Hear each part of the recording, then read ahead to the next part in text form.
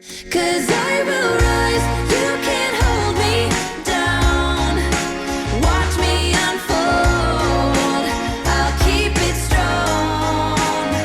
And I won't hide, I will live it loud. Through highs and the lows, I won't let go. Undeniable.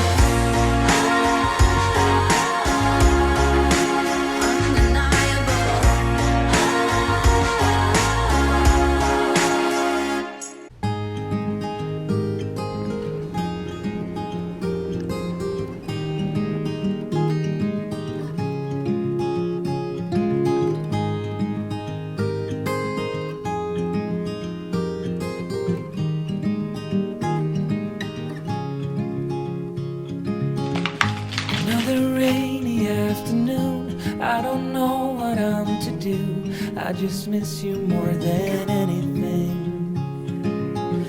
It's way too quiet in the house, I'm just wasted on the couch, 'cause I don't wanna feel anything.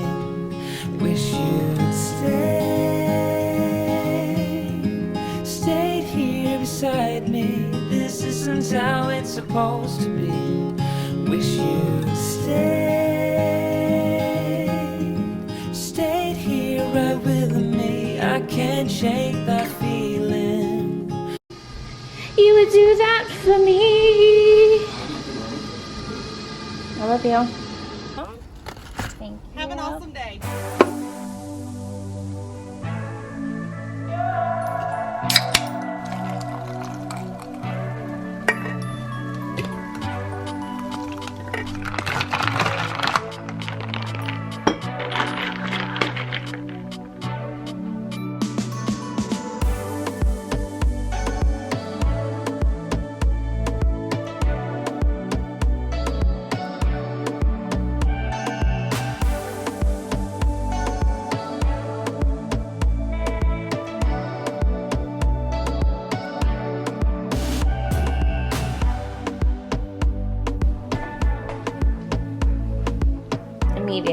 Immediately after I sort of make my bed. You're welcome. Okay, good night. Good morning, cuties. The fact that I've picked this up this morning and that's 2 days in a row makes me feel so good, because like I talked about in little spurts, or who knows at this point, because I think I heavily edit a lot of my little yap sessions, but I have not really been feeling it lately, and now I'm excited to be here again. I don't know, you can't see Finnegan. Finnegan's forever sleeping on my bed. Maybe I could do a little something like this. I feel like it's always whited out, so you can't really, you can see him right there. It's where he goes all the time. I am gonna work on a different background. I don't want you to think that this is it. I feel like, especially because my window's always open, because he sits there so he could like sleep, and then when he wakes up, when he feels like it, he watches the birds. It's his little routine. We wake up around 8 a.m. every morning, and he gets fed. Either Sam or I feed him, and then he just goes out there. So I am gonna make a day in the life of Finnegan video at some point. I think that'd be really funny, but in the meantime, I did all of my things from 6:28, so I guess well, almost everything. I didn't make soup because I didn't want to make chickenless soup. I figured I wanted to make actual chicken soup. So 2 more days left in June. It's crazy how long months can feel when you have time to do what you need to do. Maybe I'm wrong here, but I think a big thing for me is like when you find your tribe and you're looking at like where you want to live, like how people operate at a farmer's market is really indicative of whether or not like you should like live there. So yesterday I was at the Sandy Springs Farmer's Market, and I feel like this could be my market. It's close, there's ample parking. If you get there like early enough, like you get the first 2 hours free, but it's like takes 20 minutes to walk this whole thing. It's a very small market, but they have a good amount of vendors, a good amount of like fruit, veg, mushrooms, meats, all that. I did end up going to these Amish people, and then I was just like trying to get their chicken breast, which actually probably saved me a buttload anyways, because it was like $20 for a pound. But again, you know that they're like, they have like 7 chickens. They got it they gotta use that, you know, but they're pasture raised, all that, whatever. By the time I got to them, they had no chicken left. So it's like about getting there early. In the time that I was there, there's just so many people that like don't look where they're walking. And I'm not just talking the boomers, I'm talking like the up and comers, right? There was a girl, she couldn't have been more than 10 years old, somewhere between 8 and 9, 10, something like that. But she was not a child. She was she was an old child, okay? Coughs, doesn't close her mouth. Now, we're kind of far away from each other. No big deal. Not a big deal. Whatever. I do see the lady closer to her be like, gross.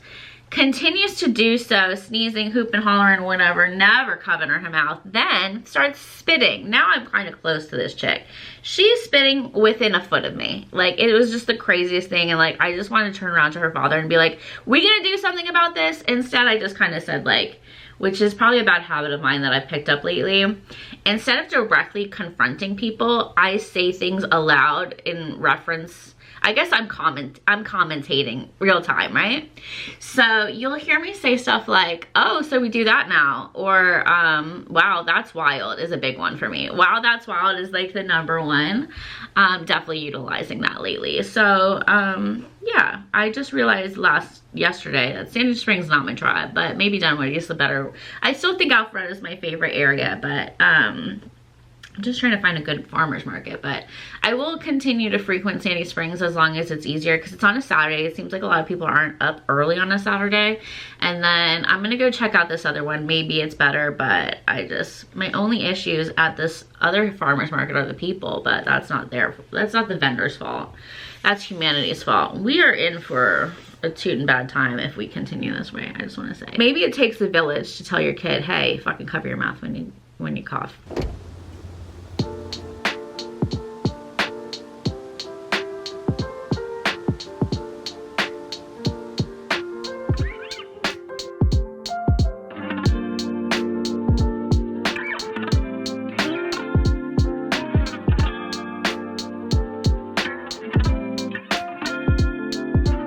Can we even believe this haul? Can we even believe this haul?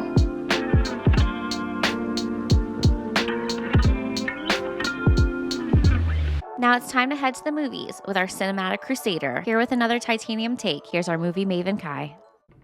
Well, hey there everyone, it is I, your movie Maven Kai, and we have reached the season of summer blockbusters, and I'm sorry to say I haven't had a chance to see Thunderbolts or Superman yet. Like I'm so behind. It's been absolutely crazy.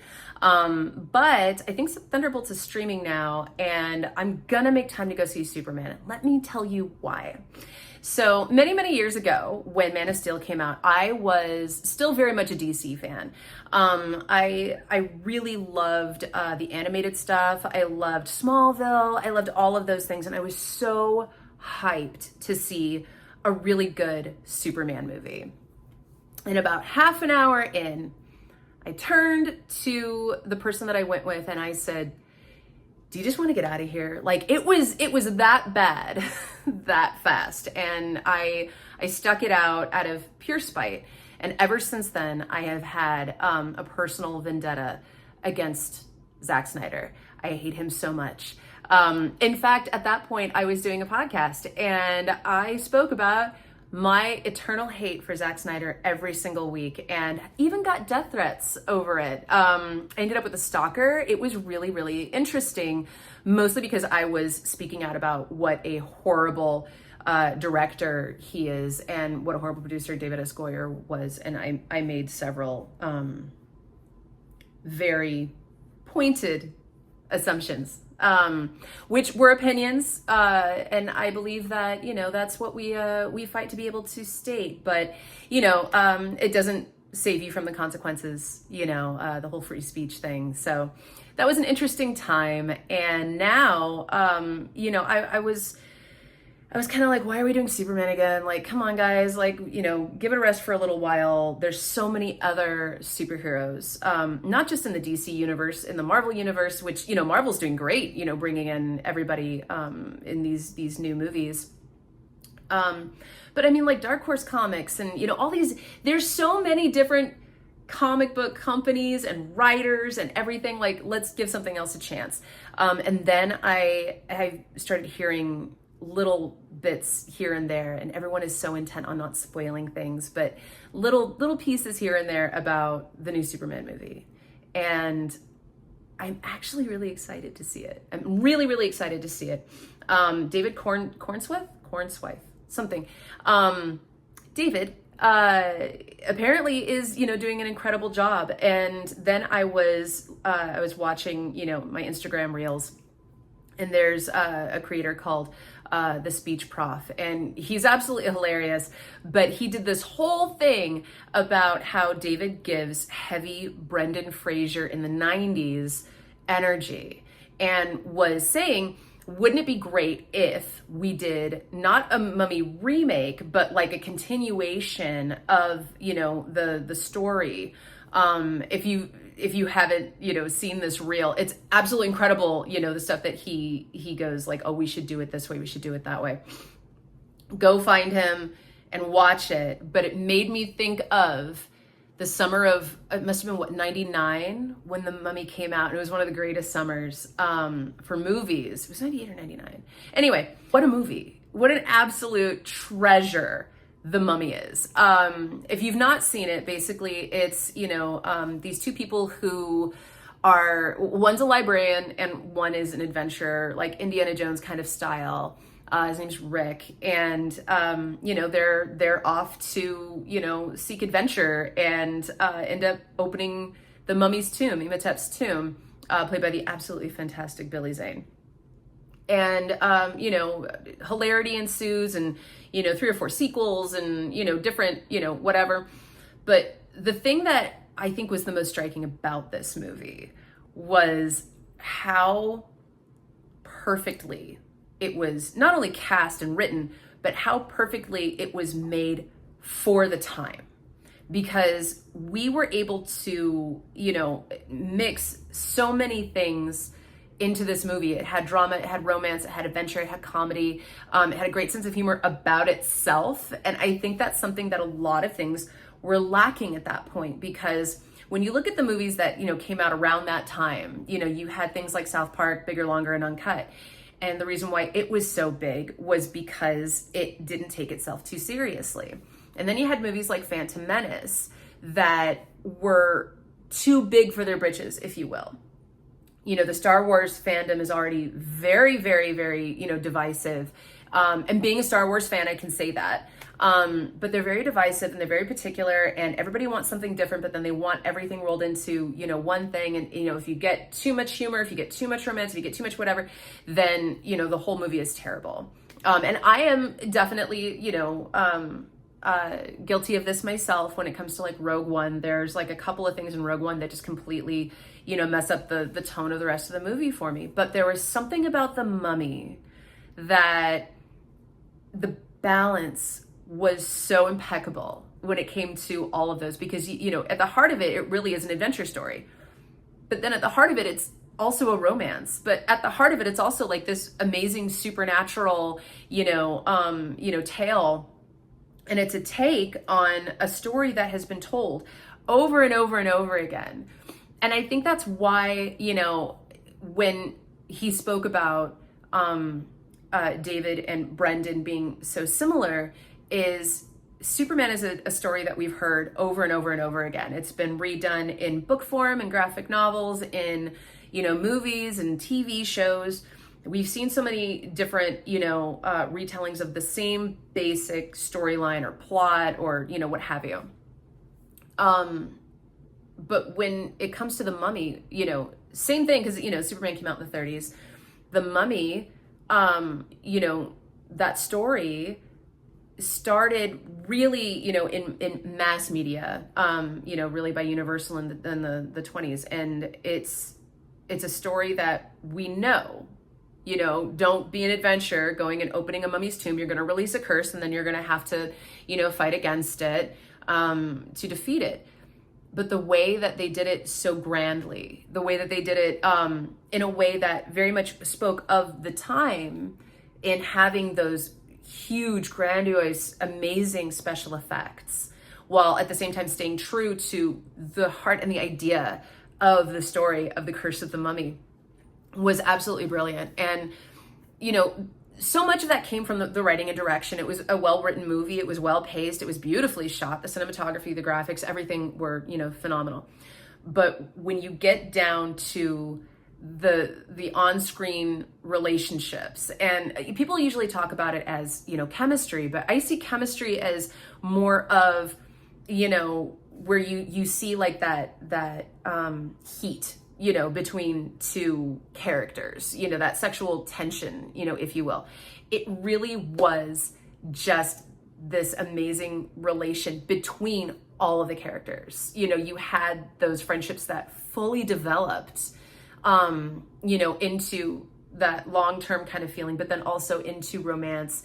It was an enemies to friends to lovers, you know, kind of thing, while not hitting all of those, you know, tropic sort of beats. And there's something about that movie that is just so evergreen, you know, where, you know, it came out, gosh, you know, 25 years ago, and people are discovering it now, or they're, you know, bringing it to their kids, or, you know, I have friends that are, you know, teachers that have, you know, shown it in their classes, and, you know, you have this whole new appreciation for the story. But then we also have the reemergence of Brendan Fraser being just amazing in general. We always loved Brendan. There was never a time that we were like, oh, he's canceled and now he's coming back. Or, you know, oh, the Robert Downey Jr. thing where it's like, oh, he had all of these, you know, horrible legal troubles and addictions and everything else. He simply disappeared. He came back. He gave us, you know, a telling of the things that he went through, not to gain publicity, not to, you know, be felt sorry for or what have you, but to tell us, this is why I wasn't ready. Now I'm ready, and here I am. And a whole nother generation of people were able to meet him and embrace him, you know, for all the reasons, but mostly because he is an incredibly talented actor and just a lovely guy, you know. So when the idea was brought that we take Superman and we put him into, you know, the role of the great-great-grandson of, you know, these two people, oh, spoiler alert, they do get together anyway, and, you know, have it be this, you know, this Brendan Fraser energy and, you know, kind of look, and, you know, ushering in this new person to kind of take that role, while still embracing the fact that Brendan is very much a working actor and someone who is, you know, in the public eye again. I think that's brilliant. I think that's wonderful, because we're not erasing the person that we love so much that we're making that comparativeness to. They're not gone. They're just, you know, they're just in a different place now, you know. And it's interesting because, you know, it's often been said that, you know, women in Hollywood have, you know, their three, you know, phases where they're, you know, the bunny bombshell, and then, you know, the mom, and then, you know, the old wizened judge, you know, and that's basically all the roles that they can play. And, you know, I feel like a lot of people kind of put Brendan into that box too, because when you look at his work, you know, in the early 90s, he was the heartthrob. He was the hard body. We had George of the Jungle. We had Airheads. We had Encino Man. We had all of these movies that, with honors, don't forget With Honors. With Honors was so good. Anyway, we had, you know, this role where he was the heartthrob. And now he's come back to really stretch his legs and show us that what he was bringing to us in movies like With Honors and School Ties and all of that, that he was an incredibly Gods and Monsters. Oh my God, if you haven't seen Gods and Monsters. Anyway, to really stretch his legs and show us that he has that talent, he has that ability, he has all of that clout that he always should have been seen for. Not that we didn't appreciate Airheads and George of the Jungle and all of these other absolutely incredible roles that he played, because he is so funny and he is so heartfelt and wonderful. But he can play these deeper, more studious roles, and I feel like now he's going to have the ability to do that. But wouldn't we love to see him return to this character and, you know, bring it that life again, bring it that, you know, passing of the torch even. I know that Universal attempted to do, you know, a mummy with Tom Cruise in their new monster universe kind of thing. And, you know, they planned it, they tried, you know, and bringing in all the Wolfman and all of these things with, you know, the new theme park that they have, and they're going to, you know, do all of this stuff. And hey, they tried, but why fix it if it's not broken? You know, do something. If you're going to do something completely different. And I feel like that's what the Mummy did in its time, is it did something completely different with the story. So if anybody's watching who can make that happen, and I laugh because I actually know a bunch of people that work for Universal. So if you guys are watching and you can make this happen, get on the phone, talk to the speech prof on Instagram, because it really is, it's his idea. And I think we should have it come to fruition, because we need more of that kind of entertainment. It's escapism, it's love, it's appreciation, it's cinema, but it also has, you know, those points to make, and it makes them very well. So guys, if you haven't had the chance to take that time for yourself and do something as simple as watch a movie, go watch The Mummy. I'm going to go watch Thunderbolts, and then I might watch The Mummy. I haven't decided yet. I have a ton of work that I need to do. It's been absolutely crazy. And it's funny, as a therapist, we always tell people, like, you know, you have to be able to take time for yourself. You have to, you know, fill your own glass before you can, you know, pour into anyone else's. And, you know, you put on your own oxygen mask first. And we are the last to do any of that, because we are trying so hard to take care of the people that, you know, we are in charge of taking care of. But really, we do have to remember that, you know, therapist or not, we also have to take care of ourselves. So I'm going to finish up some work for the day, because it has to be done, but I have a hard out time so that I can sit down and, you know, do something that's just for me. So I've made that decision today, and I'm very proud of myself that I'm going to follow through with it. And I suggest that you do the same. I hope that, you know, you have an absolutely fantastic, you know, rest of your week or weekend, whenever it is that you're watching this. I get to go to Warped Tour this weekend, so I'm very, very stoked for that as well. It's all, you know, very much a corner for me that I'm having to take in this new role of making sure that I am carving out time for myself. So those few things that I get to do, I'm going to be exhausted come Monday. 2 days in the sun, but it's supposed to be nice. It's in Long Beach. 2 days in the sun will definitely take its toll on me, but it's going to be a blast, and I'm very much looking forward to it. I hope that you guys find something to look forward to, make something to look forward to, do something for yourself, even if it's, you know, taking a nap. You know, sometimes the little things really are what matter. So treat yourself, guys. And as always, you know, drink your water, you take your meds, and we will see you soon.